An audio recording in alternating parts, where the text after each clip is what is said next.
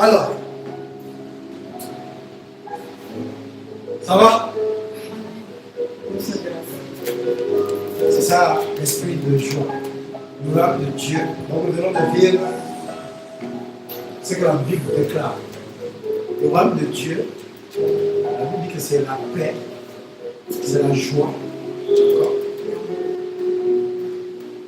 Et lorsqu'on ressent ces choses-là, vous comprenez que nous sommes, parce que là ce matin on n'a pas de raison, au sens des hommes, d'être joyeux. On n'a pas le compte en banque qui est plein à craquer, à tel point que le compte dit dépense-moi, dépense-moi. Voilà, quand on veut faire des économies, on ne sait pas si on va finir la fin du mois. Donc on n'a pas véritablement au sens des hommes un sujet de se réjouir. Il y a tellement de problèmes dans la famille qu'on veut régler. On se dit que si j'étais riche, j'allais régler tous les problèmes de ma famille. Donc ce sont des préoccupations. On est inquiet parfois, tel qu'on apprend que tel est malade, on est inquiet. Donc on a des raisons vraiment au sens des hommes d'être tristes. Alléluia. Sauf que nous ne sommes pas des hommes ordinaires. Nous ne sommes pas des hommes ordinaires. Et c'est ça que nous devons comprendre. Lorsqu'on parle des choses de l'esprit, on parle des choses de l'esprit, l'esprit a raison. Quand on rentre dans la dimension de l'esprit, tout ce que Dieu dit, il a raison. C'est vrai. Voilà pourquoi la difficulté, c'est que lorsqu'on essaie d'appréhender les choses spirituelles, on s'oppose à ça à cause de la réalité terrestre. Donc du coup, il y a une guerre dedans de nous. La Bible dit que tu es riche, tu dis attends, oh, si moi j'étais riche, mon corps n'en va pas. Oui, on ramène ça à la situation des hommes. Mais je vous rappelle une chose. Il y a quelques années au commencement de toutes choses, les billets, l'euro n'existait pas. Les monnaies là n'existaient pas. Ce qui nous fait mal aujourd'hui, ça n'existe pas. Vous comprenez? C'est-à-dire que l'être humain s'est arrangé à se tuer lui-même. Il s'est arrangé à se mettre en difficulté lui-même. Tu as ton chez toi, j'ai mon chez toi. Tu es blanc, je suis noir. Tu paies tes factures, je peux mes factures. Pourquoi on va se détester? Devant la loi de la dépense, on est pareil. L'argent ne dit pas que bon, toi, tu vas payer moins le loyer et tel va payer plus le loyer à cause de ça. Quand l'enfant pleure la nuit, tu viens d'accoucher, femme blanche, femme noire, femme asiatique, femme latino, elle vient d'accoucher un enfant. L'enfant pleure le matin. Est-ce qu'il y a l'enfant qui dit que non? Comme ma mère elle est blanche là, je ne vais pas pleurer. Est-ce qu'il y a ces choses-là qui existent? Est-ce que vous comprenez là où je vais en venir? C'est-à-dire que lorsqu'on observe ces choses, vous comprenez que sur le plan naturel, on est à chaque fois, regardez, on se rajoute des difficultés. Déjà, ce n'est pas facile, déjà ce qu'on a connu il y a 10 ans, il y a 20 ans, il y a 30 ans. Mais regardez, plus les années passent, plus on s'auto-sabote humainement. On s'auto-sabote. On fait une guerre qui plombe tout le monde. Je faisais le plein à 80 €, maintenant j'ai un plein à 120 €. Gasoil. Vous voyez comment une guerre va entraîner. Donc j'ai plus de 40 €. 40 € là. C'est, je crois, le repas peut-être d'une semaine.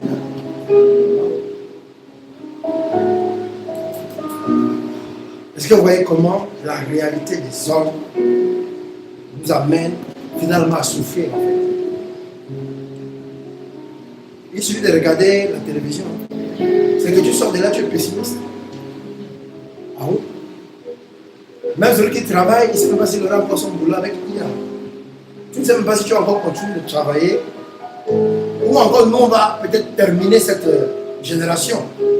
Voilà la retraite, on pourra encore travailler. Mais on s'inquiète pour nos enfants.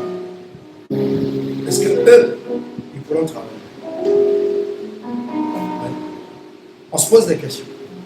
Mais justement, c'est quand on se pose ce genre de questions, c'est sur le plan terrestre. Mais on oublie qu'il y a un créateur. La Bible dit qu'il n'est surpris par quoi que ce soit. Rien ne le surprend. Il sait toutes choses. C'est-à-dire que pendant que des hommes s'assoient dans les pénombres des loges, en train de décider de comment ils vont trucider tous les autres, comment ils vont éliminer une partie de l'humanité, comment ils vont inventer des vaccins et tout ça pour tuer les gens, comment ils vont ressortir. Vous savez, c'est bizarre qu'à chaque fois, il y a un virus qui apparaît, on ne sait pas d'où. Et ça élimine au moins 20 personnes.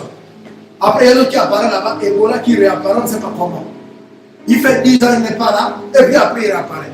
On se demande bien si ce n'est pas quelqu'un qui un matin s'est dit, bon, écoute, on va faire un peu de l'actualité, on va l'injecter, et puis voilà. J'ai dit à un moment donné. On se pose vraiment des questions. Bon, il y a des gens, mais Dieu sait toutes choses. Alors que le monde n'a jamais périclité. Il est le créateur de toutes choses. Il est le créateur de toutes choses. Regardez au Rwanda, il y a quelques années, 800 000 morts, coupés à la machette. On écoutait ça dans l'actualité, on s'est dit que c'était un pays qui était fichu, qui était fini, qui était terminé de ce pays. C'est terminé. Aujourd'hui, il est l'une des puissances en Afrique. Ah oui. Ah oui. Alléluia. Donc, comment ils se sont reconstruits? Et ils ont reconstruit mieux qu'il était avant. Dieu n'est surpris par quoi que ce soit. Et c'est là où on doit avoir vraiment le regard sur la notion du spirituel. C'est-à-dire qu'en fait, nous considérons les œuvres de la chose de Dieu. On considère la parole, on considère la prière, on considère le jeûne, on considère l'église, on considère les ministères, toutes ces choses-là. Mais en fait, c'est comme si on a souvent une perception à un moment donné qui ressemble à, on a un regard comme si c'est un club, comme si c'est une organisation humaine en fait. Vous comprenez? C'est-à-dire que je dois faire quelque chose. Voilà. Même quand, souvent je le dis, quand les gens donnent les offrandes, ils ne donnent pas, ils n'ont pas conscience de ce que ça produit. En fait, la conséquence, elle est spirituelle. C'est-à-dire que tu veux une décision, que tu prennes une décision en ta faveur, mais cette décision-là se prend dans l'esprit. Ça se prend dans le monde spirituel. Parce que la Bible dit que Dieu a agréé ton offrande. Parce que nos prières montent devant le trône de la grâce. Dans l'Apocalypse, nous l'a dit. D'accord? Et après, donc, Dieu bénit la corbeille dans laquelle est regroupée toutes les prières. La Bible dit qu'elle est retournée. Et donc, l'exaucement redescend sur terre. Donc, elle est recueillie devant le trône de la grâce. Elle est recueillie. Donc, c'est une image spirituelle. C'est une réalité. Nos prières montent à Dieu. C'est Dieu qui exauce les prières. Ce n'est pas le Saint-Esprit, ce n'est pas Jésus. C'est Dieu le Père qui exauce les prières. Jésus est le canal. Et le Saint-Esprit est celui qui agit sur la terre, dans le monde matériel dans lequel nous sommes. Afin de toujours garder ce côté spirituel en nous. Sinon, on est perdu dans la matière. C'est-à-dire qu'on aura beaucoup plus conscience de la matière qu'on aura conscience de l'esprit. Voilà pourquoi il a dit qu'il est bien pour vous que nous donnons le Saint-Esprit. Comme ça que je vais vous maintenir dans cette atmosphère spirituelle. Parce que si vous n'êtes pas dans cette atmosphère spirituelle du ciel de Dieu, parce que nous ignorons c'est que sur la terre aussi, il y a d'autres atmosphères spirituelles. Il y a l'atmosphère spirituelle satanique. C'est-à-dire qu'il y a des anges déchus qui viennent sur la terre incarner cette atmosphère-là. Et il y a aussi l'atmosphère des hommes. Devant quand tu es chez quelqu'un, il est bizarre, un être humain bizarre. Vous voyez? Tu te dis, mais toi tu es bizarre. Hein?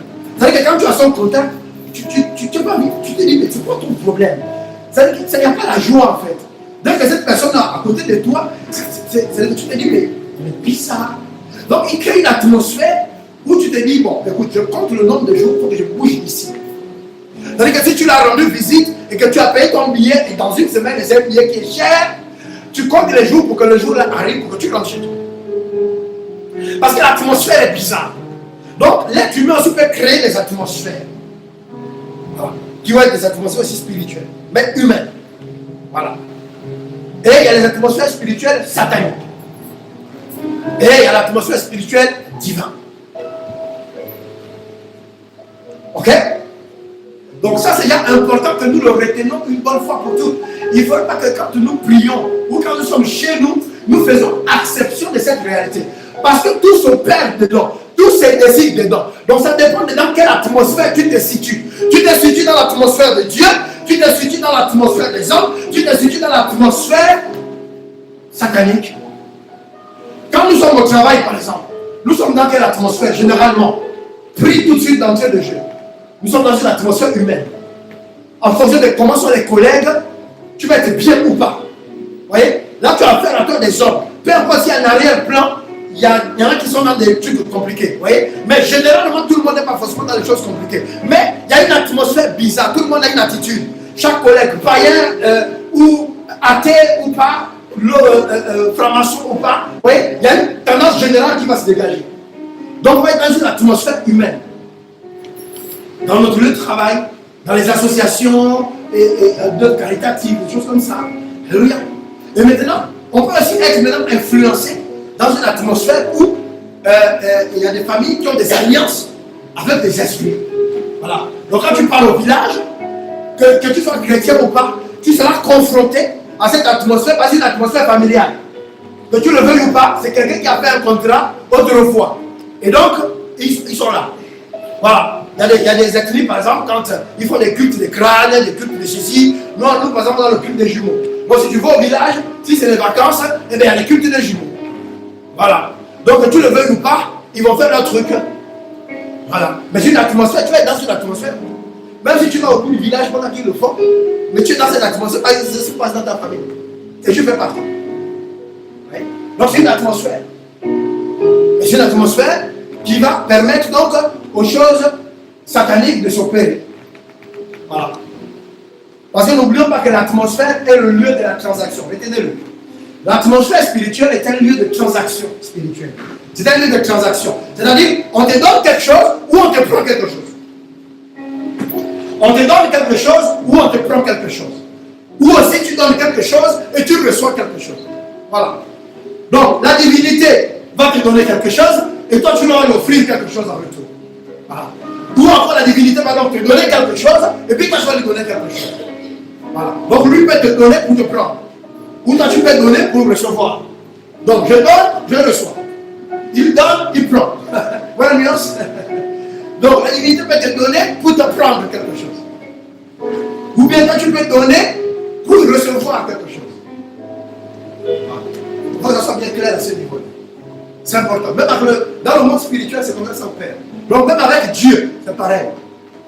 Dieu peut te donner quelque chose pour attendre quelque chose de toi en retour. Voilà. Toi aussi, tu peux demander quelque chose à Dieu pour lui donner aussi quelque chose en retour. Alléluia.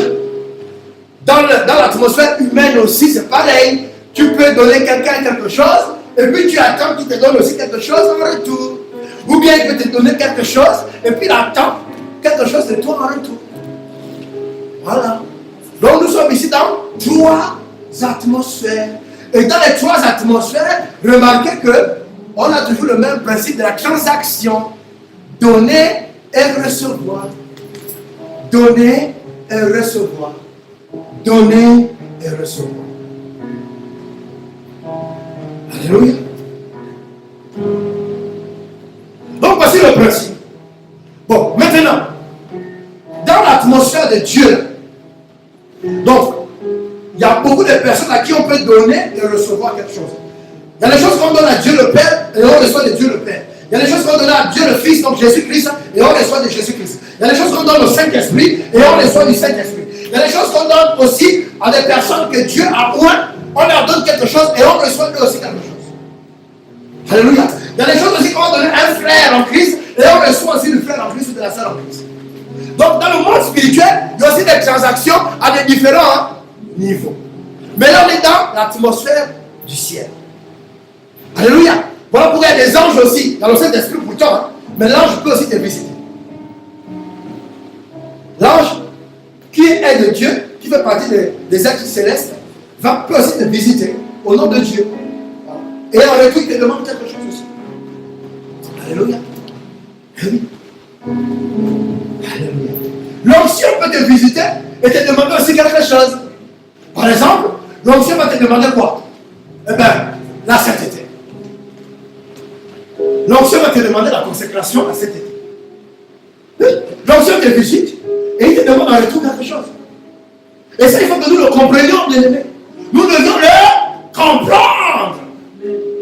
Pour que nous fassions les choses de manière spirituelle, en pensant qu'on n'est pas en train de nous demander des choses. Ce n'est pas l'église qui te demande des choses. L'église, c'est le maître. C'est-à-dire que l'église est là pour t'enseigner. D'accord? Comment le monde spirituel opère. C'est ça le travail de l'église. Donc Dieu a choisi l'église. Il a dit qu'elle était l'appui et la colonne de la vérité. Pour t'expliquer comment les choses opèrent. Le monde spirituel, c'est ça. Quand vous allez chez le diable, c'est pareil. Le diable va donner quelque chose, il va demander quelque chose en retour. Le diable aussi, il donne des choses, et il donne aussi une puissance. Et dans cette puissance qu'il donne là, il va demander à la personne aussi une consécration. Voilà. Vous allez voir des gens devenir des homosexuels, des gens devenir, voilà, faire des choses bizarres. Oui, oui, oui. Parce que c'est le monde de la transaction. Regardez, qu'est-ce qui rend le diable fort? Qu'est-ce qui rend le diable fort? Hein? Comment le diable rend le diable fort? Ben non. Qu'est-ce qui rend le diable fort? Qu'est-ce qui rend que le Saint-Esprit opère dans notre vie? Avec puissance, dans la vie d'un chrétien. C'est la sainteté, n'est-ce pas? Voilà. Donc c'est quand on ne pêche pas. Donc tout ce qu'on a dit péché là, quand on ne le fait pas, ça rend le Saint-Esprit puissant. Bon, maintenant qu'est-ce qui rend le diable fort? Le péché. Vous n'avez pas vu que dans les loges de ce qu'on sait, on a entendu, on a lu des livres et tout ça, vous n'avez pas vu qu'il va toujours demander des choses qui sont des péchés vraiment ignobles. Vous voyez? Jusqu'au meurtre, boire du sang, coucher avec son propre enfant, les jeunes filles, tout ça, des trucs en fait ignobles, qui nous choquent. Ça là, le diable est content quand il fait ça. Il dit, oh, toi tu es un bon gars, je vais te donner plus de ma puissance. Oui. Vous voyez? Voilà pourquoi on est choqué de voir certaines choses. Mais eux, ils ne sont pas choqués parce qu'ils savent ce qu'ils font. Regardez, même dans les familles, quand on découvre ce qu'ils font, les gars, ils sont tranquilles. Ils veulent même qu'on découvre ça, parce que quand on découvre ça, ça crée un tel scandale, un tel choc, qu'on a l'impression que ça fait ça renommer sur le plan spirituel satanique. Ça fait ça. Voilà. On dit que lui, non, il est fort. Lui, il a réussi à coucher avec les enfants de ses soeurs, toutes. Ah, mais comment il fait? Il va aller chercher conseil chez lui. C'est que je veux vous dire là, c'est la vérité. Le diable, c'est-à-dire que quand nous péchons là, nous le rendons fort. C'est-à-dire que nous créons une atmosphère qui donne un poids sur nous. Parce que, écoutez-moi bien, ce n'est pas une affaire que tu es enfant de Dieu ou pas. C'est une affaire d'atmosphère. C'est une affaire d'atmosphère. Ça dépend de l'atmosphère. Écoutez, un chrétien qui est dans une atmosphère avec les païens ne sera jamais productif. En fait, ce n'est pas l'atmosphère du miracle. Regardez, quand Jésus parle pour guérir la belle-mère de Pierre, qu'est-ce qu'il va faire? Il va faire sortir tout ce monde qui était là. Est-ce qu'il ne peut pas opérer devant? Est-ce que c'est la première fois que Jésus fasse des miracles publiquement? Mais il s'est rendu compte qu'en fait, pour eux, ils étaient déjà morts. Vous voyez? Donc c'était une atmosphère déjà de mort qui était favorable à la mort. Donc lui, Jésus, du haut de sa puissance, ne pouvait rien faire dans une telle atmosphère. Est-ce que vous m'écoutez ce matin? Est-ce que vous me comprenez? Le rêve que nous faisons, oui, je suis enfant de Dieu. Je suis ici. Quelle est l'atmosphère qui t'entoure? Quelle est l'atmosphère? Quelle est l'atmosphère qui permet que Dieu agisse? Dieu agit dans une atmosphère, Dieu n'agit pas comme ça. Voilà pourquoi beaucoup de gens écrivent, oui, mais si Dieu est Dieu, pourquoi il ne va pas, les gens ne vont pas dans l'hôpital et puis il guérit tout le monde? Mais parce que ça ne se passe pas comme ça. Oh oui, mais pourquoi il n'y a qu'à l'église où il y a les miracles? À cause de quoi? Voilà.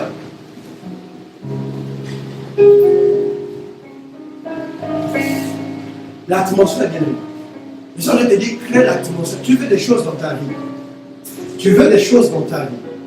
Crée l'atmosphère qui permet à Dieu d'agir. C'est ça.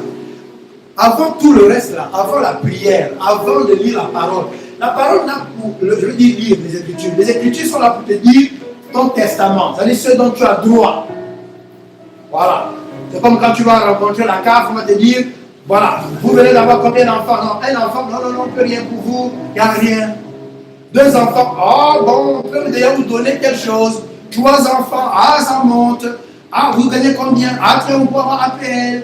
Ah oui, mais l'enfant a des soucis. Ah oui, vous gardez la maison, d'accord, on peut vous donner tel truc. Vous voyez, en fonction de la situation de la personne, alors les avantages, c'est décrit.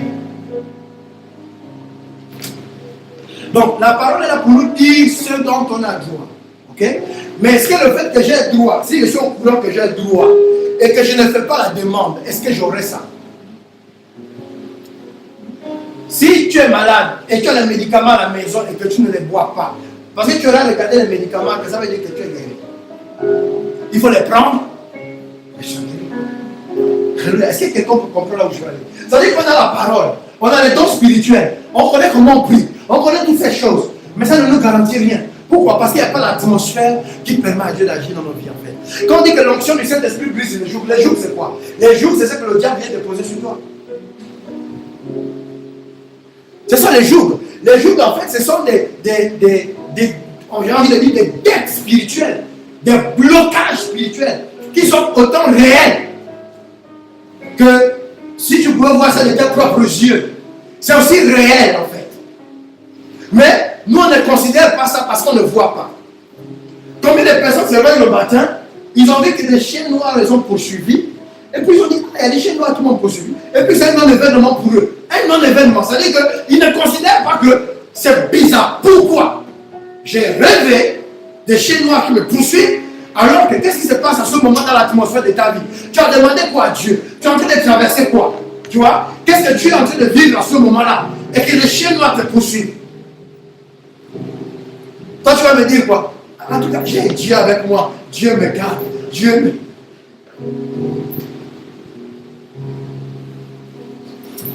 Tu viens de ne pas comprendre que le monde spirituel est après toi.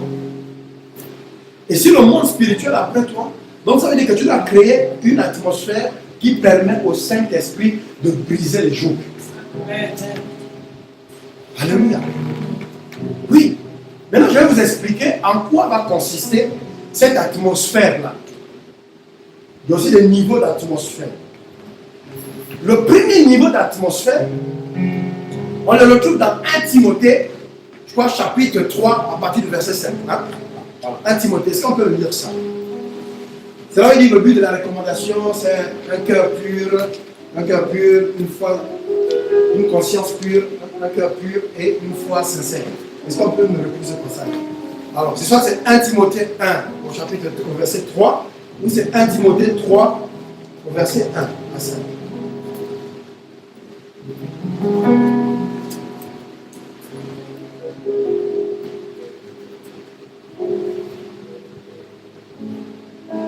Le but de la recommandation, c'est que une conscience pure, un cœur pur et une foi sincère.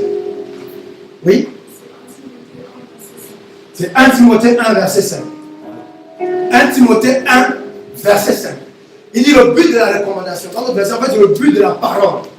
Le but de la parole, le but qu'on veut atteindre.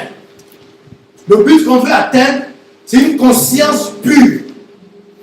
Une conscience pure. La conscience, c'est ton esprit, la connaissance que ton esprit a de Dieu, de toi et de ce que Dieu veut faire.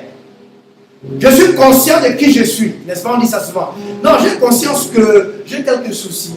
J'ai conscience, c'est-à-dire que c'est mon entendement, ma compréhension. D'accord? Donc, ça dépend de ce que tu as compris. Donc, si tu as une conscience pure, ce n'est pas une conscience, oui, vraiment, est-ce que je vais même réussir dans ma vie? Et moi, en tout cas, je suis né dans une famille de sorciers. Hein? Donc, les sorciers, vraiment, ouais, tu as conscience, mais ta conscience n'est pas pure. Tu as conscience de tes faiblesses, mais ta conscience n'est pas pure. Tu as conscience de ce que tu as vécu, de la maltraitance, le rejet, les humiliations, tout ça. Tu as conscience de ça, mais c'est pas pur. C'est pas pur. Parce que cette conscience, ça fait quoi? Elle te rend inopérant, elle te rend triste, elle te décourage. Voilà. Qu'est-ce que j'ai fait aux gens? J'ai fait quoi à qui pour mériter tout ça? Oh Seigneur, je fais quoi? Oh Seigneur, ma vie là. Et puis tu pleures. Le soir tu pleures, le matin tu pleures. Et tu crois que donc là Dieu va avoir pitié de toi. Mais Dieu a pitié de personne. Dieu agit par la foi. Dieu a besoin de voir ta foi qui croit en sa parole pour qu'il te sorte de là. Pendant que tu es en train de pleurer là, il te regarde, on ne peut rien faire. On ne peut rien faire. Parce que ce que tu es en train de vivre là, c'est ce qui donne ça c'est l'atmosphère du diable. Tu crois être spirituel, mais tu es en train de favoriser les actions du diable. Le diable, c'est quoi? C'est le découragement. Le diable, c'est quoi? C'est la peur. Le diable, c'est quoi? C'est la honte. Le diable, c'est quoi? C'est le rejet. Le diable, c'est quoi? C'est l'abandon. Depuis quand rejet a produit quelque chose? Depuis quand abandon a produit quelque chose? Depuis quand humiliation a rendu quelqu'un fort? Quelqu'un est humilié et puis est devenu fort. Depuis quand quelqu'un a vécu les injustices et puis s'est relevé? Personne. On connaît cette enfance encore. Tu vas toujours te trouver des excuses. Voilà, tu vas te plaindre toute ta vie. Voilà. Et tu ne feras rien de ta vie. Donc on comprend que le but du diable, c'est ça. Si Dieu veut que tu réussisses, le diable veut que tu fasses quoi? Que tu échoues. Mais voyez combien de fois il est subtil, le diable. Ce que tu as vécu est vrai. Et le fait de pleurer peut être une réalité humaine. Sauf que tu es en train de... Pendant que tu pleures sur le terrain des hommes, en regardant les choses de manière naturelle, le diable se réjouit parce que ce que tu es en train de faire là est spirituel. Donc tu es en train de te boycotter spirituellement, toi-même. Et toi tu te dis que c'est rien. Dieu va me sauver. Mais Dieu veut te sauver, mais il ne peut pas te sauver dans une telle atmosphère. Parce que dans l'atmosphère, il n'y a même pas la foi dedans. Voilà pourquoi ce passage-là est important. Le but de la parole, c'est de produire en nous une conscience pure. C'est-à-dire, j'ai pour toi des projets de paix et non de malheur. J'ai préparé des choses d'avance pour toi pour que tu les pratiques. Tu es né de Dieu, ceux qui sont nés de Dieu triomphent du malin. Amen. Alléluia. C'est ça, avoir une conscience pure. Est-ce que j'ai envie de te dire que ce que tu vis n'existe pas? Est-ce que je suis en train de dire ça? Voilà. Je suis en train de dire que ce que tu vis là a une solution et nous devons regarder à la solution. Et c'est ça, avoir une conscience pure. C'est que si je suis malade aujourd'hui, je suis guéri. Amen. C'est ça mon héritage. C'est la guérison. C'est pas la maladie. Donc quand bien même je tombe malade, je ne vais pas me plaindre. Ah vraiment, ça fait 10 ans que je suis malade. Et les genoux là, et la tête là, oh les yeux là. Vraiment je vois plus rien. Ah Seigneur, tu as fait quoi? Les sorciers sont derrière moi. Ça là on appelle ça les lamentations. Et je disais dimanche dernier que beaucoup de gens contrôlent les plus grandes églises qui existent sur la terre avec les lamentations. Ils ont des méga church. À force de se lamenter. Ils ont construit, c'est-à-dire que dans la vie des gens, hein, quand tu regardes leur vie, ils ont des grandes églises de lamentation. Ils se sont tellement lamentés qu'ils ont construit des grandes églises avec les murs de lamentation. Et ça, il faut qu'on arrête ça. Alléluia. Donc, je suis en train de dire que l'atmosphère dont je vous parlais tout à l'heure, elle s'incarne par quoi? Par la conscience. Quand tu dis, je sais qui je suis, c'est-à-dire, c'est ça avoir la conscience pure. La conscience de qui tu es, de ce que tu as et de où tu vas avec le Seigneur. C'est ça là qui est l'atmosphère du ciel. Elle te décline ton identité. Tu dois avoir la conscience que tu es enfant de Dieu. Et comme tu es enfant de Dieu, la Bible dit que tous ceux qui sont nés de Dieu triomphent du malin. Vous voyez, ce n'est pas juste une affaire d'être né. Oui, je suis enfant de Dieu. Non. Le fait d'être né de nouveau, d'être enfant de Dieu là, est attaché à une réalité. Et cette réalité veut dire que tu triomphes du malin. Pourquoi on dit le malin? Le malin parce qu'il est rusé. Il va te dire que, mais, hey, Milo, ce que tu as vécu là, c'est difficile. Comment tu peux supporter ça? C'est normal que tu pleures. Ok? La Bible dit aussi que pleurer avec ceux qui pleurent. Mais réjouissez-vous avec ceux qui se réjouissent. C'est-à-dire qu'on peut concevoir que tu pleures un moment. Mais après, c'est bon. On ne pleure pas toute sa vie. On t'a fait du mal, tu as eu mal. Ok? Mais la douleur, elle ne finit jamais. Parce que pendant que tu es dans la douleur, là, il y a une vérité qui est en train de t'échapper. Tu ne verras pas le plan que Dieu a pour toi, en fait. Parce que tu es focalisé sur ça. Tu ne discernes pas. Tu discernes comment? Puisque tu es focalisé sur la souffrance. Comment tu vas discerner quelque chose de positif qui va t'arriver? Tu ne peux pas. Tu ne peux pas. Donc la conscience pure, c'est une atmosphère à l'intérieur de nous. Quand il dit que garde ton cœur plus que toute autre chose, la conscience pure, c'est l'esprit. Voilà. Ok? Et à côté de ça, il y a ce qu'on appelle le cœur. Le cœur pur. Le cœur pur. Le cœur pur. Là, ici, on est au niveau de l'âme. Voilà. Si la conscience, on peut la rattacher à ton esprit, d'accord?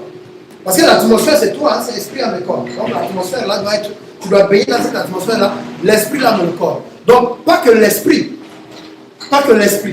mais c'est l'esprit, l'âme et le corps, parce que tu es tripartite. Tout doit aller ensemble. La preuve, c'est que quand le corps ne suit pas, et que l'esprit veut faire quelque chose, mais tu es coincé par les pieds, on fait comment? Tu ne peux pas aller là où tu veux. Alléluia. Donc, il faut les trois. Donc, si la conscience va incarner notre esprit, qui appréhende les choses de Dieu, qui comprend le projet de Dieu pour toi, qui sait où Dieu veut t'amener, qui prend conscience des dons spirituels que tu as reçus, qui prend conscience de la puissance de Dieu en toi. Alléluia. Donc, tu as conscience de ça. Que même si tu manges l'haricot sec aujourd'hui, demain, tu mangeras du caviar. Voilà. Amen. Pourquoi? Parce que la parole de Dieu dit que tu es dans une évolution constante. Tu es dans une transformation. Amen. Amen. Donc, maintenant, on arrive au cœur. Le cœur, vous savez, parfois on parle de l'esprit, mais dans ce cas-ci, on va parler de l'âme. L'âme pure. Âme pure. Parce que si le cœur pur et la conscience, ça risque de faire comme si c'est la même chose. C'est pas la même chose. Parce que c'est notre esprit qui sait qui on est. Donc on a conscience. Voilà. Parfois, vous allez par exemple voir que quand tu utilises les dons spirituels, c'est dans la dimension de l'esprit. Il y a une conscience des choses. Tu ne sais pas pourquoi tu sais ce que tu sais. Lorsque tu reçois par une parole de connaissance me concernant, tu sais ça comment? Est-ce que tu as entendu ça quelque part? Non. Ta conscience, tu as une information dans ton esprit. Donc ta conscience a appréhendé l'information, plus que tu peux la dire clairement. Tu peux l'énoncer clairement. Donc c'est cette conscience en fait qui navigue avec les choses spirituelles. Voilà pourquoi on comprend les choses de Dieu. Maintenant si c'est pur, tu vas capter les choses pures. Vous allez voir que quand on n'est pas bien disposé là, on est énervé, on est en souffrance. Généralement on ne capte plus rien de Dieu. C'est vrai ou c'est faux? Pourtant Dieu continue de nous parler, on ne capte plus rien. Parce que notre conscience n'est plus pure. Donc on essaie, comme les choses de Dieu sont pures, on n'est plus en contact avec ça. Parce qu'on est focalisé sur l'impur, la souffrance. C'est que le mal qu'on a fait. Parce que tu penses aux choses impures, c'est pas ce qu'ils sont en train de dire. Mais tu es sur la souffrance, le mal-être, tout ça. Donc ce n'est pas des choses qui te connectent à Dieu. Ce sont des choses qui sont étrangères à Dieu. Lorsque tu lis Galates 5, 22, on ne parle pas du fruit de l'esprit, on ne parle pas de ça. On parle du fruit de l'esprit, c'est la paix. Donc si dans ton esprit il y a la paix là, tu reçois de Dieu tranquillement. S'il y a la fidélité, ça veut dire que tu restes concentré à ton engagement, il se passe de belles choses. Alléluia. La joie est spirituelle. Alléluia. La joie, c'est la perspective de la bénédiction que Dieu va te donner. Il dit, le royaume de Dieu, c'est le royaume des gens qui savent que Dieu va les bénir. Donc ils sont déjà contents avant d'avoir la chose. Voilà pourquoi le royaume de Dieu, c'est la joie. C'est-à-dire que tu vas déjà recevoir. Donc tu es déjà content parce que tu vas recevoir. Amen. Comme Dieu ne ment pas. Donc tu es content. Alléluia. Que ce que j'ai demandé là, il va me donner. Amen. Et donc, maintenant, on revient sur la conscience. Mais plutôt l'âme. Donc le cœur pur. Qu'est-ce que ton âme pense? Qu'est-ce qui se passe dans ton âme? Combien de fois les gens, ton esprit, Dieu te parle dans ta conscience. Tu as conscience de ton appel. Tu as conscience de tes dons. Mais ton âme te dit quoi? Que tu ne peux pas. Que non, tu n'es pas encore au niveau. Comme si ce n'est pas tes propres forces que tu fais ça. Non, tu viens d'une famille, attends. Tu as vu ta famille là? Là, tu parles de mariage. Il ne faut pas rêver. Ça là, il faut que vraiment Jésus descende du ciel. Hein? Oui. Et on pense à des choses comme ça. Ça, c'est l'âme. Oui, l'âme, quand on dit que vos pensées soient rendues captives à l'obéissance de Christ, vous voyez, c'est à ce niveau-là. C'est au niveau-là du cœur pur. Vous voyez, notre âme, il pense à toutes les choses, sauf à des choses qui nous bénissent. Ça veut dire que même quand tu fais un compliment, tu dis c'est vrai, tu es sûr. Ouais. Mais pourquoi je vais te mentir? Si je te dis que tu es jolie, tu es bien habillé, tu dis Amen, merci. Voilà. Pourquoi tu m'as dit, moi j'ai même vu ma fille là, avec sa nouvelle coiffe. Il dit, ah, parce qu'elle a l'habitude d'avoir les cheveux, c'est ça. D'abord, au début, quand je regarde, puis quand je viens, je regarde toujours la louange sur l'écran, sur mon téléphone. Voilà. Parce que je n'écoute pas la louange que quand j'arrive là, depuis quand ça commence à 10h le mec. Et là, je regarde, je dis, mais ça c'est qui? Je ne connais pas très bien sur l'écran. Il y a une nouvelle chante qui est arrivée de Bordeaux, mais ça m'étonnerait quand même, parce qu'ils sont en pleine conférence, donc ça peut pas être. Voilà. Et donc je me suis dit non, ça ne peut être. Mais donc elle a détaché les cheveux. Oui, on regarde tout. Et ce sont des signes de confiance retrouvés. Ce sont des signes que je m'épanouis. Ça c'est l'âme. Vous comprenez? Elle est bien dans son cœur, et donc elle s'épanouit comme une fleur. Amen. Alléluia. Oui, ça ne manque pas. Oui, ça ne manque pas. C'est ça en fait. Mais je pense qu'elle a dû se battre. À un moment donné, avant de faire l'entendre, mais est-ce que, eu égard à ce qu'elle a vécu autrefois, il y a eu un combat. Mais elle a choisi d'avoir son cœur pur. Je ne crains aucun mal, car Christ est avec moi. Écoutez-moi bien. Aucun mal ici, là, ne veut pas dire le mal, genre le bandit va t'attaquer. Le mal, c'est ce que je peux ressentir comme douleur, quelque chose qui me fait mal. Je ne crains aucun mal. Sinon, la Bible a dit je ne crains pas la douleur. Vous voyez? Voilà. Donc, si c'était mal dans le sens de la douleur, il aurait dit je ne crains pas la douleur. Il a dit je ne crains aucun mal. Tout ce qui peut s'appeler mal, tout ce qu'on peut désigner par mal, je ne crains aucun. Aucun. Je ne crains aucun mal. Pourquoi? Car Christ est avec moi.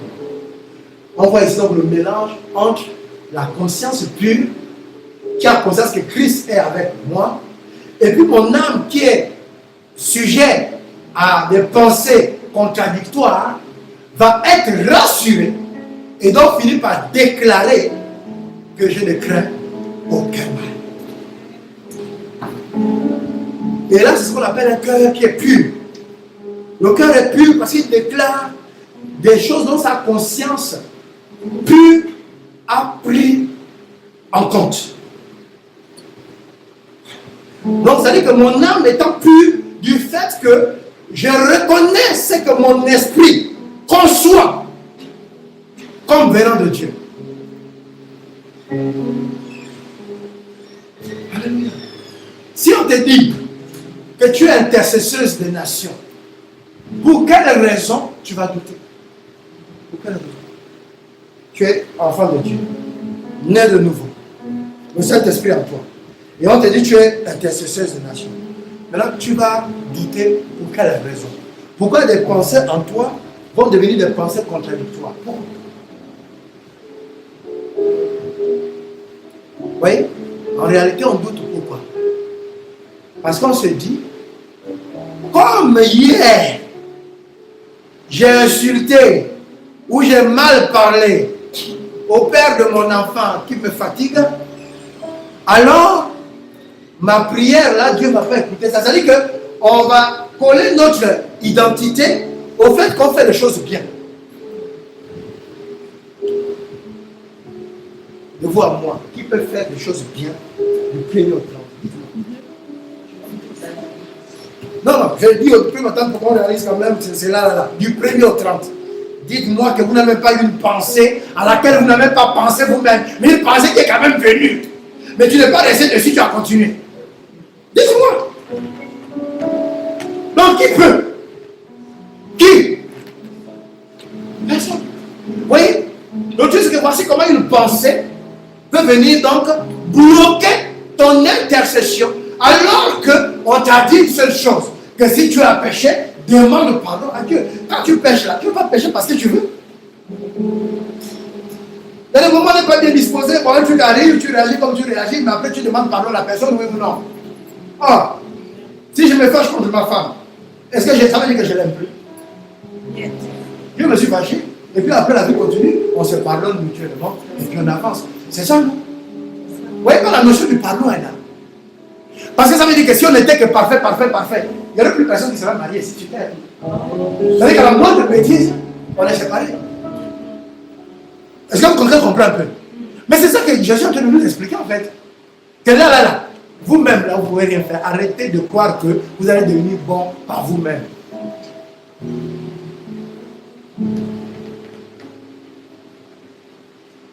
Si tu es tombé, demande pardon, relève-toi et avance. C'est ce que la Bible dit. Elle est claire. Elle est claire. Et c'est ça, avoir le cœur pur. Le cœur pur, là, c'est que tu essaies de faire de ton mieux en pratiquant la justice. Mais quand bien même tu tombes, tu te relèves. Pourquoi? Parce que le sang de Jésus te permet de te relever. Et c'est ça qui est avoir un cœur pur. Un cœur pur, c'est de marcher dans la sainteté. Et que si je tombe, le sang de Jésus me relève. Et je continue d'avancer. Mais si je ne prends pas le sang de Jésus et que je continue d'avancer, ça veut dire que je reviens sur le cœur impur. Vous comprenez? Vous avez de régler quelque chose ce matin. Alléluia. Amen. Et vous voyez bien que dans cette atmosphère-là, quand tu vas maintenant prier, c'est pas exemple de paya. Hein? Dans une telle atmosphère, c'est bon, non? Oui. Quand tu es maintenant dans une telle atmosphère, c'est bon. Ça, c'est l'atmosphère qui nous favorise. C'est l'atmosphère qui nous favorise. C'est l'atmosphère qui nous favorise. Sérieux. C'est une atmosphère qui nous favorise. Donc nous devons être dans l'atmosphère qui nous favorise.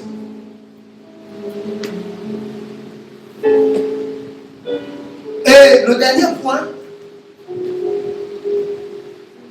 dans ce passage de 1 Timothée chapitre 1 verset 3, il a dit aussi que le but, il dit le but, c'est fort, hein? Il dit le but de la recommandation. Donc voyez, le but, c'est créer l'atmosphère qui va favoriser l'action du Seigneur. Et donc on termine par une foi sincère. Alors on va se poser la question, pourquoi ici on précise une foi sincère? Donc il y a la foi, quelqu'un peut avoir la foi, mais que cette foi n'est pas sincère.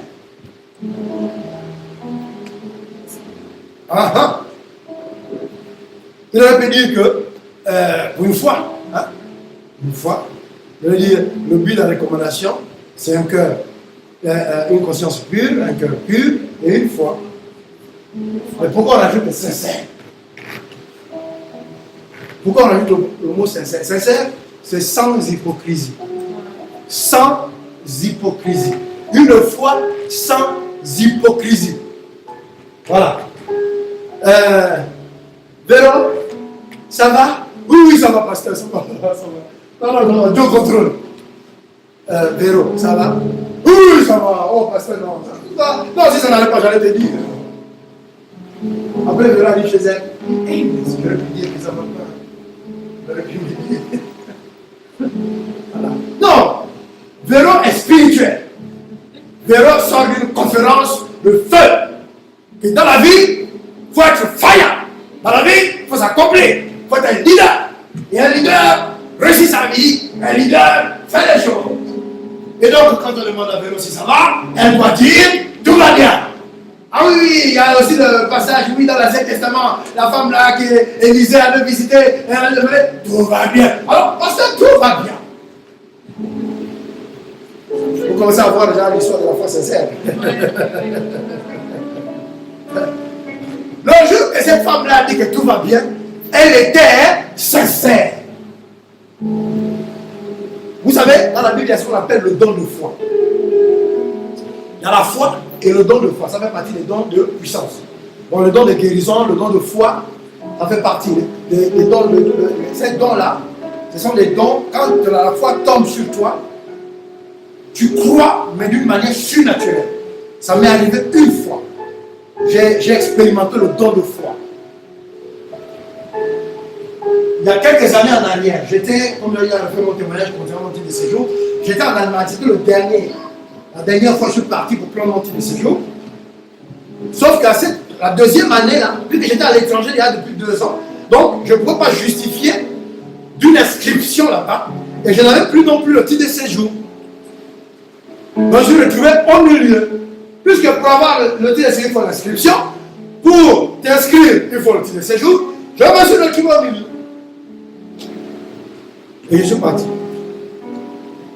J'avais 10 jours, je suis parti pour 10 jours pour régler le problème en 10 jours. Bon, on peut s'imaginer que je suis le jeune de prière, mais je ne savais pas quoi faire. Je suis parti voir les autorités. Ils m'ont envoyé un système que non, il faut ça. Et j'ai commencé à prier. Parce que je ne peux pas revenir en France sans le titre de séjour allemand. Et je savais que si j'avais cette fois-ci, c'était la dernière fois, puisque j'allais encore revenir en France et donc ne pas justifier d'une scolarité. Parce que j'étais inscrit ici. Donc j'avais dépassé, la première fois j'étais venu par Erasmus, donc ils m'ont donné un titre. Et la deuxième fois, j'allais demander encore. Sauf que là, je n'avais plus des assises là-bas, j'avais rien du tout. Donc comment peut te donner un titre de séjour alors que tu ne même pas. Donc c'était compliqué.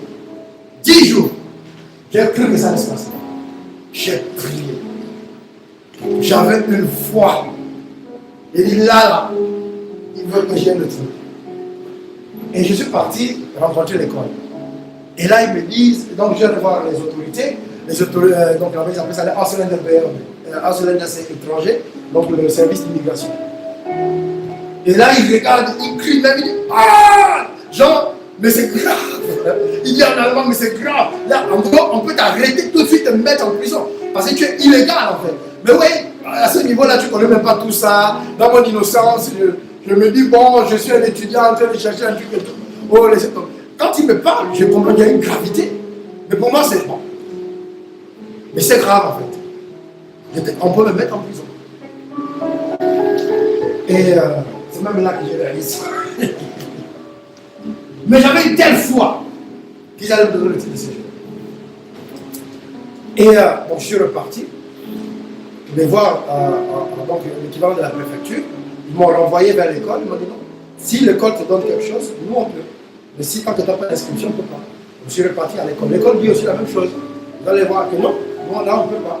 Si on te donne, si te donne pas le petit séjour, nous on ne peut pas te donner. Donc me voici vraiment dans un système. Voilà. Et je commence à prier là. À l'époque là, mon parent là n'était pas celui-là. Mais ça devait quelque chose ici. Et je commence à prier. Et pendant que je suis en train de discuter avec l'un des responsables de la scolarité, et là il dit, dites atmosphère. Atmosphère. Le don de foi était descendu sur moi. J'ai dit, je ne répartirai pas sans titre de séjour. Et donc ça veut dire que je transmettais une atmosphère. Et c'est comme ça que pendant que je suis en train de discuter, là c'était l'autre jour. Je suis en train de discuter avec eux, ils disent, mais voici ce qu'on peut faire. Ce qu'on va faire, c'est qu'on va te faire une prescription. Donc ce n'est pas une inscription, mais une prescription. Donc la prescription veut dire que donc, quand tu as de la place pour étudier, et donc maintenant ils te font un titre. Et donc eux ils seront contents, donc on te donner la prescription, qu'eux on a la place pour toi, et que maintenant eux, voilà. Ça, c'est ce que nous on peut faire. Je dis ça c'est déjà bien. Parce que tout à l'heure, l'autre jour on n'avait même rien. Et donc je prends la prescription en question, et je pars maintenant au service en question, et c'est comme ça que je donne le document. Et donc là, on m'établit donc le titre de séjour. Étudiant. Et donc, je reviens sur Bordeaux. Je savais que c'était la dernière fois que je repartais là-bas. Alléluia. Ça, entre deux pays, dans une situation où tu n'as pas d'issue, le don de foi. Vous voyez, ça crée une atmosphère à tel point que ça a inspiré cette personne. Ils auraient pu me proposer ça au début. Mais vous comprenez qu'il n'avait même pas cette solution. Mais que pendant qu'on est en train de parler, il va être inspiré. Quand la Bible dit que Dieu incline le cœur des rois, il incline le cœur des autorités, il incline le cœur de ces gens. Ils auraient pu dire que nous n'avons plus rien à faire, débrouillez-vous monsieur, on ne peut rien pour vous. Mais moi je savais que quelque chose allait se passer. Bien aimé, à l'époque là, j'avais une foi de fou. Ah oui, my God.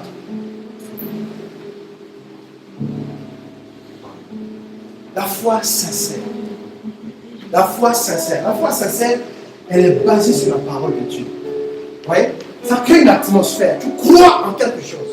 C'est pas la religion, c'est que tu as appris que Dieu fait telle chose. Et puis, tu pars, fais. Mais moi, je parle de ce que Dieu t'a dit. Ta foi devient sincère parce que Dieu t'a parlé. Bien aimé, tu ne peux pas t'investir dans une église si Dieu ne t'a pas parlé au sujet de l'église. Je vous assure. Tu vas croire que tu dépenses ton argent. Tu vas croire que tu perds ton temps. Tu vas croire que tu as d'autres choses mieux à faire. Mais lorsque Dieu te parle sur une assemblée, ça veut dire que ta place est là. C'est ta maison. Tout le monde investit dans sa maison. Tout le monde investit dans sa maison. Quand tu vois qu'il n'y a plus de verre à la maison, tu achètes. Quand tu vois que le tapis de bain est devenu vraiment, tu n'as plus envie de mettre tes pieds dessus, tu achètes un nouveau. Oui. Tout le monde investit dans sa maison.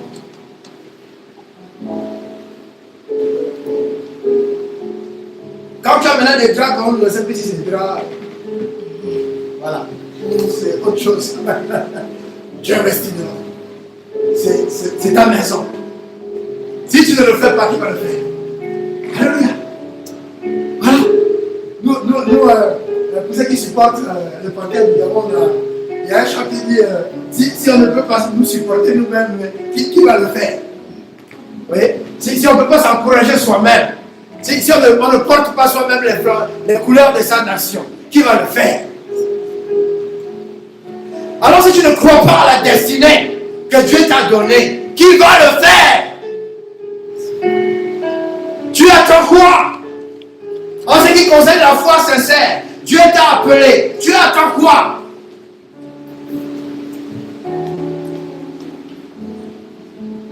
Dieu t'a donné une parole prophétique. Tu attends quoi? Oui, quand tu te retrouves en conseil avec les autres, pendant les retrouvailles entre soeurs, entre frères, oui, non, mais Dieu a dit ceci de moi, vraiment, mon ami. Ça, c'est une foi hypocrite. Parce que quand Dieu a dit ça, ça fait 10 ans. Quel est le pas que tu as fait? Tu as reçu une parole, ok? Tu t'en enorgueillis en fait. Oui, j'ai un appel. Oui, mais qui dit un appel, dit une progression. Dit que Dieu va te qualifier. Il y a beaucoup d'appelés. Mais il y a peu d'élus.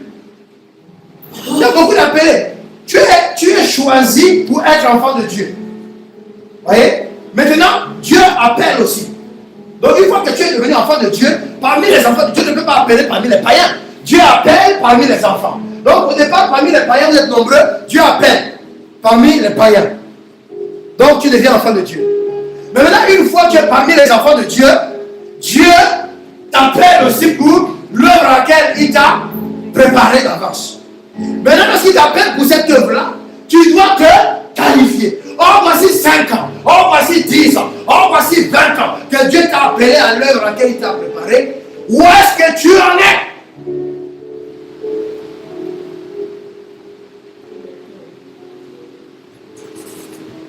Pourquoi le problème est où? C'est l'atmosphère. C'est un problème d'atmosphère. Vous allez voir que parfois tu peux être dans une église, n'est-ce pas? Après tu changes d'église, tu arrives quelque part et tu te rends compte que, ah mais tiens, c'est vraiment là où je devais être. Pourquoi? Parce qu'en fait c'est l'atmosphère. Elle favorise la sémence que tu es. Voilà pourquoi les gens qui pensent aller dans n'importe quelle église, ils font une erreur grave. Parce qu'il y a beaucoup de semences sur la terre. Il y a beaucoup de semences. Mais chaque semence a une terre qui lui est favorable. Prenez un bananier et venez le planter ici. Vous me direz s'il va produire la banane. Banane plantée. Amenez ici. C'est la terre, non? C'est pas terre qui est là. Dehors là, c'est terre, non? Pourquoi on ne mange pas de banane ici? Pourquoi on ne plante pas? Vous êtes parti en Afrique, vous avez vu en dehors de peut-être le Cap, là-bas, qui ont fait des pommes. Parce qu'ils ont un climat tempéré. Vous avez vu quelque part en Afrique subsaharienne, là, il y a des pommes au Cameroun. Là-bas, à cause de voilà, c'est ça. Climat tempéré. Mais ce n'est pas partout en Afrique, pourtant. Pourquoi? Parce que à chaque semence correspond une atmosphère. C'est ce que je viens de vous le dire. C'est une atmosphère en fait. Quand on dit que Dieu a donné la semence, la parabole de la terre, des terres pierreuses, des terres ceci, des terres cela. Il parle d'une atmosphère qui va être favorable à la semence. En fait, une conscience pure, un cœur pur, une foi sincère sont des atmosphères qui sont favorables à la semence que Dieu a mis en toi. C'est tout. Donc Dieu a la parole. Toi, tu as la terre. Donc les deux ensemble produisent un fruit. Donc Dieu ne peut pas faire seul. Voilà pourquoi il dit que je vous ai rendu participants de ma nature divine. Quand les gens parlent de l'amour à l'église, ils n'ont pas compris. L'amour, c'est l'atmosphère. Ça désigne l'atmosphère dans toutes les caractéristiques. Quelqu'un qui a un cœur pur, il va être bienveillant. Vous voyez, la manifestation du fruit de l'esprit va être manifeste en fait. Le fruit de l'esprit. On n'a pas dit le fruit de Véronique. On a dit le fruit de l'esprit qui est en Véronique. Et donc ce fruit-là va être manifeste au milieu de l'assemblée, au milieu de nous. Alléluia. Donc chacun de nous va porter le même fruit qu'elle, qui est produit par le Saint-Esprit. À cause des terres fertiles que nous sommes. Alléluia. Devenons tous conscients, ayant tous une conscience pure, ayant tous un cœur pur, ayant tous une foi sincère. Qu'est-ce que nous produisons? Le fruit du Saint-Esprit. La paix. Au milieu de nous va régner la paix. La joie. Au milieu de nous va régner la joie. La bienveillance. Au milieu de nous va régner la bienveillance. La maîtrise de soi. Alléluia. Oui. Parce qu'on ne va plus interpréter. Oui, mais pourquoi il a dit ça? Non, on est bienveillant. Quand on est bienveillant, la Bible dit que l'amour ne soupçonne pas le mal. Notre cœur est pur. Tu ne vas pas aller chercher, tu vas réfléchir encore, oui, qu'est-ce qu'elle a voulu dire? Parce que déjà l'autre jour, là, mon ami, là quand tu es chercher le mal, comment tu vas cogiter pour essayer de retracer l'histoire que quelqu'un t'a dit? Ok, et même, tu as regardé son âge spirituel. Il a les cheveux blancs, d'accord, mais son âge spirituel, c'est en fait l'ensemble des atmosphères au-dedans de nous là devient la grande atmosphère de l'église. Donc ce n'est pas le Saint-Esprit qui descend et puis crée une atmosphère et puis tout le monde est dedans sans notre consentement. Non, non, non. Il faut notre consentement, conscience pure. Il faut notre consentement, cœur pur. Il faut notre consentement, foi sincère. La seule chose que le Saint-Esprit va faire, c'est l'atmosphère, là, quand on est tous rassemblés, voyons, pour rendre propice l'enseignement, pour vous comprenez. Donc il va se manifester comme ce matin, et puis on est dans le cœur est détaché. Vous voyez, il vient enlever, il te fait oublier la souffrance, il te fait oublier les mauvaises paroles que tu as eues le matin ou la veille. Voilà. Donc il te crée un cœur disposé. Voilà. Pour que maintenant la parole rentre en toi, parce qu'il veut une atmosphère durable. Il ne veut pas une atmosphère temporaire. Il veut une atmosphère éternelle au-delà de toi. Et que quand cette atmosphère est là, c'est tout ce qu'il cherche le Saint-Esprit. Façon qui va te parler. Façon qui va te donner des révélations sur la vie des gens. Façon, parce qu'il sait que ton cœur est pur. Donc il ne va pas te dire des secrets de la vie des gens. Et puis tu vas juger les gens. Vous comprenez? Tu vas savoir que, Fanny, viens ma soeur. C'est ma montée. Regarde, il y a ça. Est-ce que tu reconnais ça? Oh Dieu. Mais Dieu ne peut dire ça qu'à quelqu'un qui a un cœur pur, à quelqu'un qui a une foi sincère, vous voyez, pas qu'il va aller dire que, en tout cas, moi Dieu me parle, tu sais. Viens, il y a 2 jours, Dieu m'a parlé sur la soeur. Et souffre.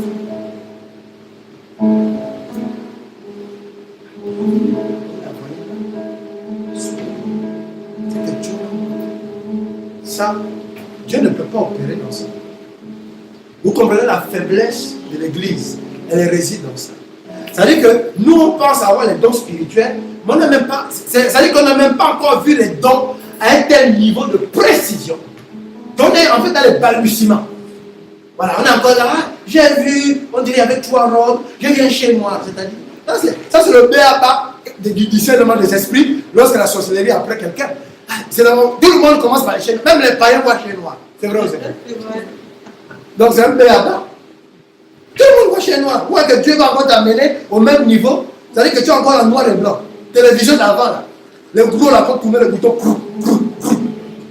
Bon, c'est la nouvelle génération qui a connu ça. Nous, là, des fois, toi, quand les images ne fonctionnaient pas, tu gifles la télévision. Là, ça se stabilise. Hein? Il y avait les antennes comme ça, là, on dirait, voilà. Hein? Ça, là, on ne peut même pas approcher son mur. Hein? Ah, ça, on ne peut pas approcher son mur.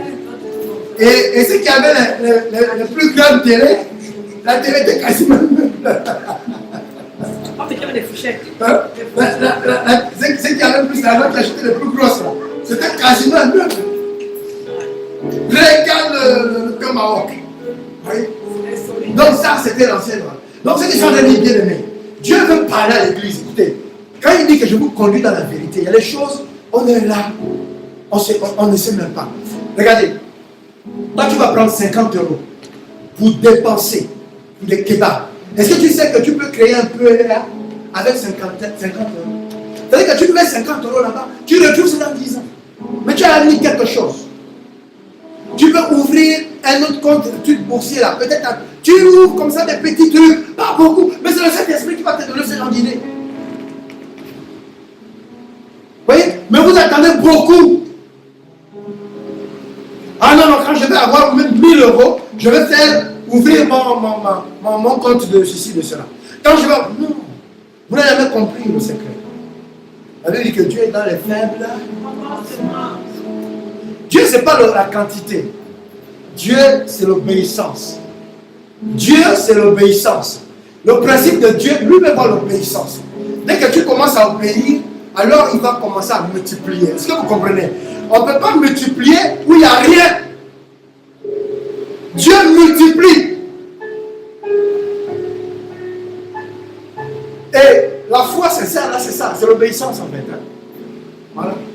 Donc, quand tu es dans l'obéissance, il y a une atmosphère qui vient. Et dans cette atmosphère-là, se produit ce qu'on appelle l'atmosphère de la transformation. Dieu transforme tout ce que tu as. Voilà pourquoi il dit toujours que qu'as-tu. Donc ce que tu as, Dieu transforme ça. Qu'as-tu, Véro? Ah, Esther, je n'ai qu'une petite entreprise que j'essaie de faire marcher. C'est un peu chaud, mais je n'ai que ça. Tu as ça? Ok. Eh bien, Dieu va multiplier cela au nom de Jésus. C'est ça. Amen. Qu'as-tu? Ah, je suis là, j'essaie de faire des petits gâteaux, des petits trucs là, je pose chez ma soeur là-bas au marché. C'est ce que tu as? Oui. Ça, c'est ce qui est à toi. Moi, je parle de ce qui est à toi. Je ne parle pas de ce qu'on travaille chez quelqu'un.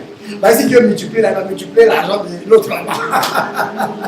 Je parle de toi, ce que tu as.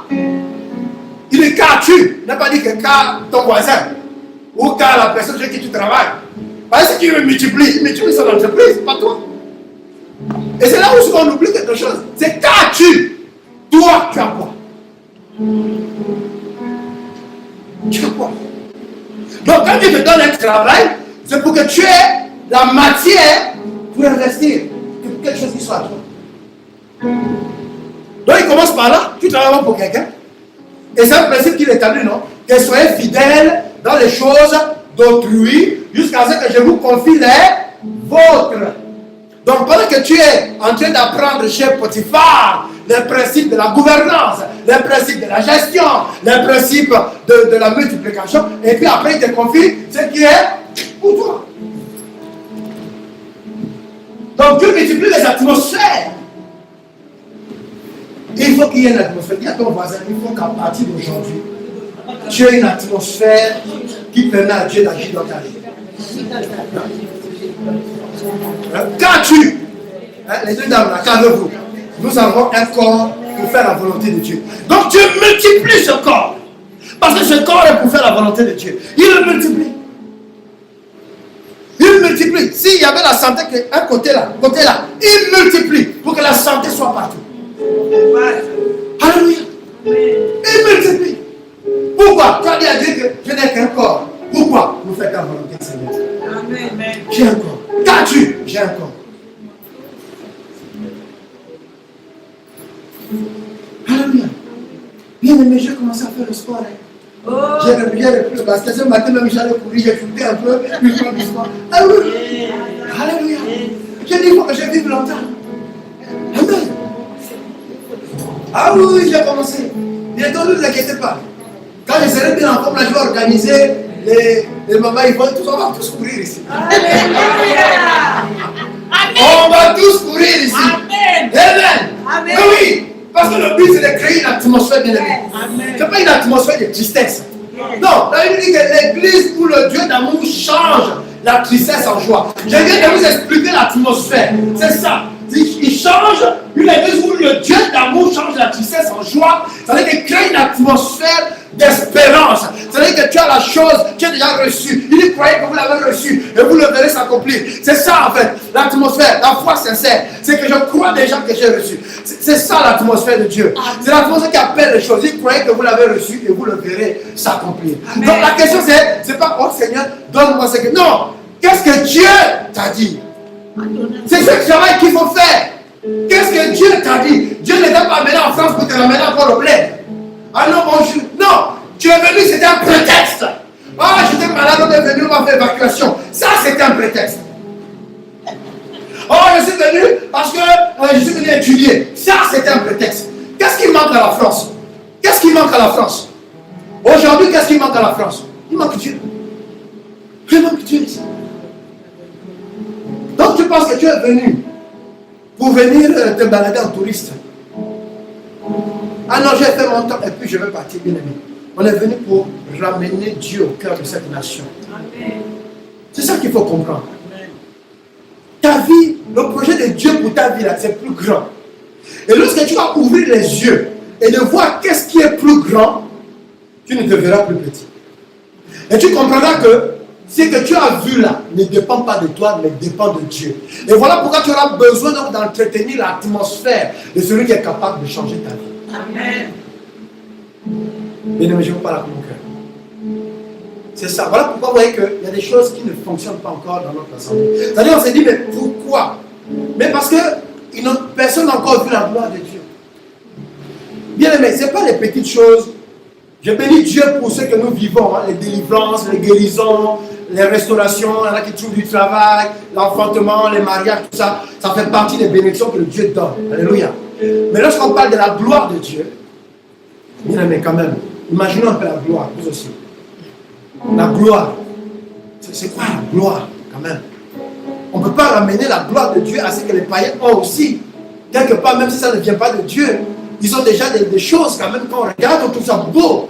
Ils roulent dans de belles voitures qui sont les symboles de la gloire, vous voyez? Mais on te dit que Dieu a plus que ça. Donc on ne peut pas, il faut qu'on arrive à imaginer ce que Dieu appelle la gloire. Dieu ne peut pas falsifier ou encore d'évaluer le mot gloire. C'est pas possible.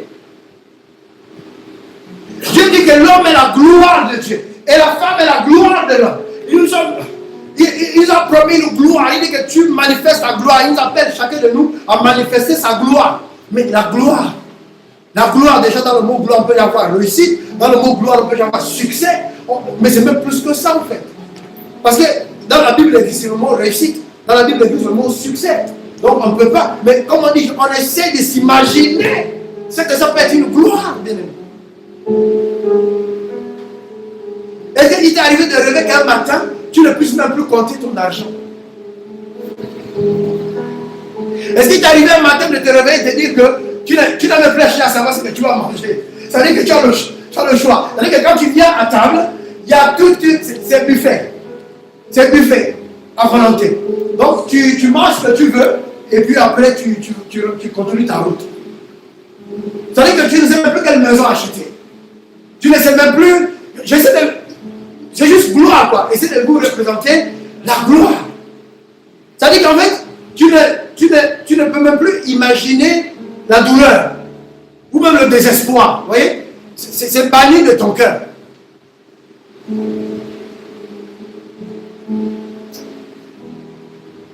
Ça veut dire qu'en fait, quand tu te lèves le matin, tu sais déjà que tes enfants iront dans les meilleures écoles. Ils auront même chacun un professeur spécial pour eux. Ça veut dire qu'un professeur, quand je dis professeur là, agrégé, c'est lui-même là qui va enseigner lui à tant d'enfants. Tu le payes. C'est qu'on lui paye à l'année là, tu peux payer ça. Pour qu'il forme ton enfant. Seul ton enfant. Non, et c'est représenter la gloire, vous voyez? Parce que c'est des choses auxquelles on n'y pense pas. Et on ramène ça au petit boulot qu'on a trouvé, on ramène ça au petit... Non, gloire c'est gloire. Vous savez comment on décrit un peu le ciel? On parle de le chemin de chrysolite, de pierres précieuses, de topaz, de l'améthyste. On nous parle de l'opale, on nous parle de pierres, mais qu'on ne peut même pas s'imaginer, de l'or, du diamant. Mais ça, on te dit que c'est ça la gloire, ça c'est le symbole de la gloire, mais c'est même pas la gloire. C'est-à-dire que c'est pour qu'on s'imagine. Parce que ce qu'on décrit là, c'est les choses. On dit qu'ils sont semblables à. C'était semblable à de l'or. Mais ce n'est pas de l'or. Mais c'était semblable. Donc quelque chose qui est semblable à de l'or. C'est-à-dire que c'est plus pur que l'or. Donc pour essayer de nous donner une idée, on nous dit que c'est semblable. Donc on s'imagine un peu. Donc on voit que l'or a cette couleur-là. Donc voilà. Donc ce qu'on peut voir là, c'est semblable. Mais c'est pire, c'est plus que ça. Combien de chrétiens rêvent encore? On ne rêve pas. On ne rêve plus. Nous sommes tellement attachés à notre réalité, à notre souffrance, qu'on ne rêve plus. Mais rêver bien aimé, c'est ça le spirituel. Dieu nous parle par les rêves, Dieu nous parle par les songes, Dieu nous parle dans le monde spirituel, Dieu nous parle, Dieu nous montre des réalités célestes. Parce qu'avant que la chose arrive, il nous la révèle. Alors tu ne peux pas recevoir ce que tu n'as pas vu. Quel est l'avenir pour tes enfants quand tu t'imagines l'avenir de tes enfants? Tu l'imagines comment? Beaucoup de gens imaginent l'avenir de leurs enfants en fonction de leur poche. Vous regardez en fonction de votre argent d'aujourd'hui. Parce que vous croyez que vous êtes le maître de la destinée de vos enfants. Vous croyez que vous êtes le maître. Non, je vais tout faire pour mes enfants. Je vais me battre. Je vais faire le crédit. Ah ouais. Même si tu vas crédit, peu chaud. Il faut bien investir dans la vie de ton enfant. Investissez dans le Seigneur. Moi, je vois beaucoup de parents ici dans ce pays. J'ai déjà avoir réglé avec les parents. Vous ne donnez pas à vos enfants ce qu'il y a de plus précieux. Ce n'est même pas l'école. C'est le Seigneur. Battez-vous pour que vos enfants s'attachent à Dieu. C'est ce qu'il y a de mieux pour eux. Je vous assure. C'est ce qu'il y a de mieux. Je comprends tout le reste. Mais moi, je joue mon rôle de pasteur. Ils pourraient me lapider. Mais je vous dis la vérité. Si on a un combat, c'est que nos enfants connaissent Dieu. Parce qu'un jour, nous ne serons plus là. Mais Dieu sera toujours là. Et comme Dieu est la vérité, il va toujours les préserver. Moi, un jour, j'ai donné ma vie à 17 ans. J'ai marché droit 2 ans. Ce n'est même pas mes parents. J'ai rencontré le Seigneur comme ça. Je cherchais Dieu. Depuis mon jeune âge. Mais je n'ai pas eu les bases. Je n'ai pas eu quelqu'un pour m'enseigner. Et je suis retombé dans le monde à cause des amis. C'est ce qui m'a manqué, l'enseignement. Et mes études ont pris un peu. J'étais quelqu'un à l'école, j'avais tout la plus grande moyenne de tout le collège. Vous voyez comment on dit les mauvaises compagnies, comment les mauvaises. C'est Dieu qui m'a ramené. Il a fait déjà une alliance. Dieu m'a ramené. Ce n'est même pas mes parents. Parce que quand tu es dans la folie de la jeunesse, les parents parlent, hein, mais tu ne les écoutes plus. Le diable t'a mis les œillères. Tu ne les écoutes plus. Il faut même du bruit. Quand tu les entends parler, tu dis bon, fini, et puis on va quitter ici. Mais un jour, Dieu m'a ramené. Je n'étais même pas au Gabon. Il m'a attrapé en Allemagne.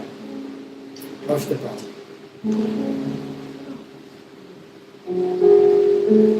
Investissons pour nos enfants. Créons cette atmosphère. C'est le meilleur investissement que nous ayons.